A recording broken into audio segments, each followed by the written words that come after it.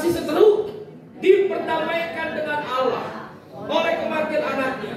Lebih-lebih kita yang sekarang telah diperdamaikan pasti akan diselamatkan oleh hidupnya.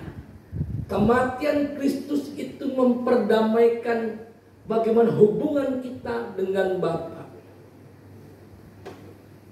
Bapak Ibu tahu, di dalam perjanjian lama, setiap orang mau ketemu Tuhan itu nggak sebebas kita. Ada yang namanya tabernakel, ada yang namanya halaman, ada yang namanya ruang suci, ada yang namanya ruang maha suci. Umat Tuhan kebanyakan di halaman. Ia nggak bisa masuk ke ruang suci, apalagi ruang maha suci. Ruang maha suci ini oleh imam besar, itu pun hanya setahun sekali, saudara. Tahukah Bapak Ibu, ketika saudara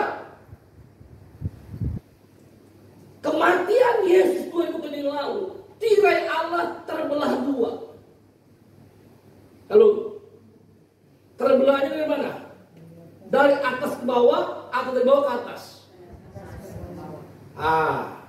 Yang bilang dari atas ke bawah. Yang biasa, sekalipun banyak yang mati, kita tahu setiap menit, setiap detik itu ada yang mati.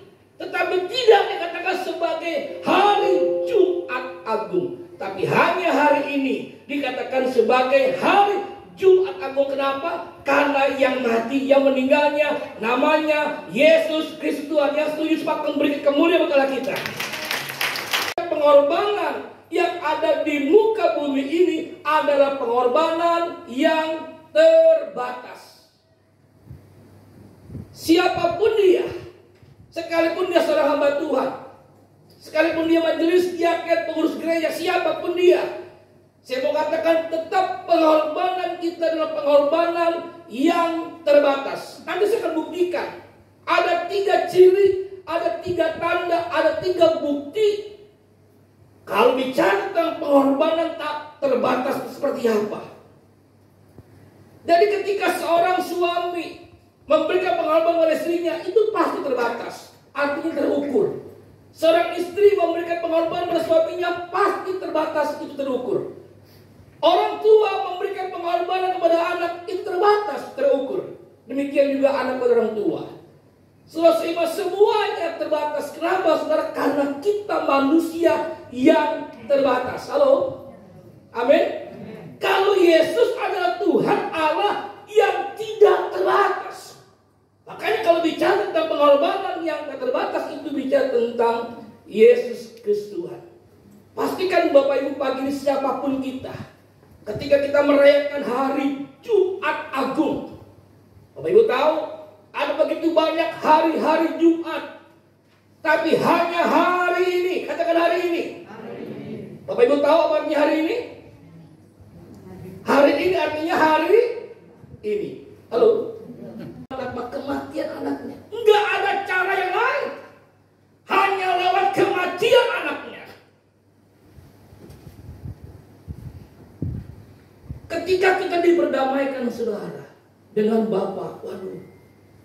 Saudara, makanya ketika Yesus mati tergantung Israel, saudara, dia berkata begini, Eli, Eli, lama sabatani. Artinya, Allahku, Allahku, mengapa engkau meninggalkan aku? Saudara tahu, Bapa di surga itu nggak kuat melihat anaknya yang tergantung di kayu salib. Kita berkata Allah Bapa memalingkan wajahnya. Kenapa? Sudah nggak tahan melihat anaknya yang begitu sangat menderita. Tapi nggak ada cara lain yang dia mesti buat. Dia harus korbankan anaknya.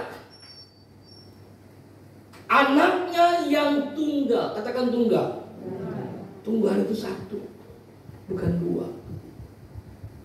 Tujuannya apa, saudara? Supaya hubungan kita dengan Tuhan itu benar-benar diperdamaikan. Dulu saya katakan penting lama, umat Tuhan gak bisa datang dengan bebas ketemu Tuhan. Harus melalui imam. Imamlah yang mewakili ketemu Tuhan. Tapi sekarang setelah kita bebas, karena kalau kebebasan itulah kita tidak pergunakan dengan sebaiknya. Betul? Ada yang bilang iya, ada yang bilang enggak ngaku.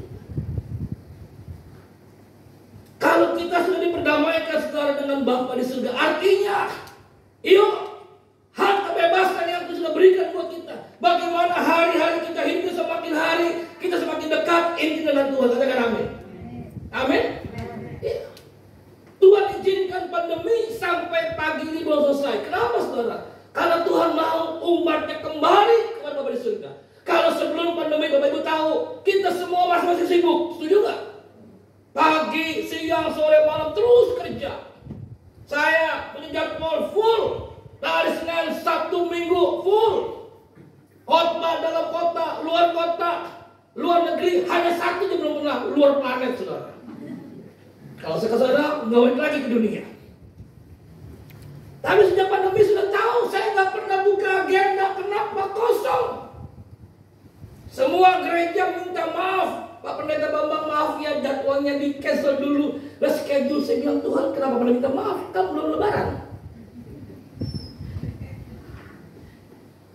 Karena Tuhan berkata, hamba punya waktunya. Aku mau kau banyak dekat dengan aku. Makanya saya tahu, nggak begitu banyak yang khotbah saya pelayanan. Nggak kemana-mana. Hanya di rumah saja. Saya banyak menyembah Tuhan.